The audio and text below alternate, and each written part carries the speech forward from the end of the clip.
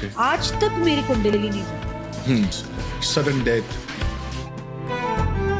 ময়না তদন্তের রিপোর্টের পরও ধোঁয়াশা কাটেনি শেফালি জারিওয়ালার মৃত্যু নিয়ে। সত্যি কি হৃদরোগে আক্রান্ত হয়ে মারা গেছেন নাকি এর পেছনে লুকিয়ে রয়েছে অন্য কোনো রহস্য?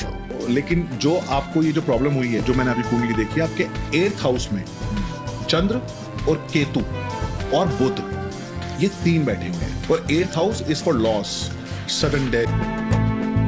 সম্প্রতি এমনই রহস্যময় কিছু ভিডিও ঘুরে বেড়াচ্ছে সামাজিক যোগাযোগ মাধ্যমে, যা নিয়ে তোলপাড় নির্পাড়া। তবে কি সত্যি রহস্য রয়েছে শেফালি জারিওয়ালার মৃত্যুতে? only one কাটা লাগা girl in the whole world and that is me। মাত্র 42 বছরেই না ফেরার দেশে পাড়ি জমালেন কাটা লাগা গার্ল খ্যাত জনপ্রিয় অভিনেত্রী শেফালি জারিওয়ালা। হঠাৎই অসুস্থ হয়ে পড়ার পর তার স্বামী অভিনেত্রীকে হাসপাতালে নিয়ে গেলে চিকিৎসক তাকে মৃত ঘোষণা করেন। তার মৃত্যু ঘিরে এরই মধ্যে রহস্য ছড়াচ্ছে সোশ্যাল মিডিয়ায়। সত্যি কি হৃদরোগে আক্রান্ত হয়ে মারা গেছেন নাকি এর পেছনে লুকিয়ে রয়েছে অন্য কোনো রহস্য, তা জানতেই ময়না তদন্তের সিদ্ধান্ত নেওয়া হয়েছিল। নতুন সেনোরা, গাইনোকোলজিক্যাল সোসাইটি দ্বারা স্বীকৃত নিরাপদ ও সুগন্ধিমুক্ত স্যানিটারি ন্যাপকিন সেনোরা। শুধু তাই নয়, অভিনেত্রীর বাড়িতে পৌঁছায় ফরেনসিক টিম।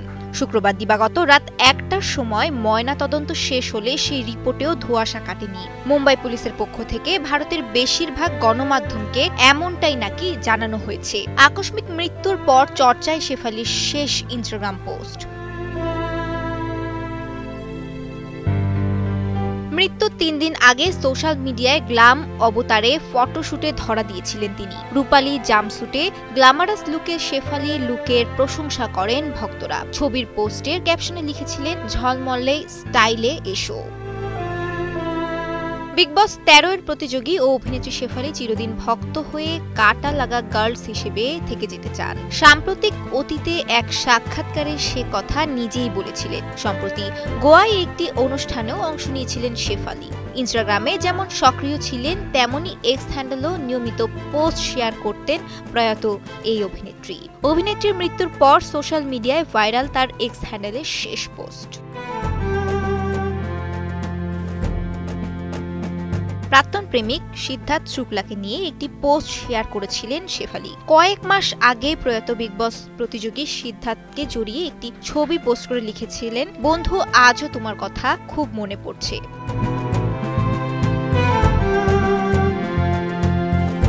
শ্রেয়া রায়, কালের কণ্ঠ।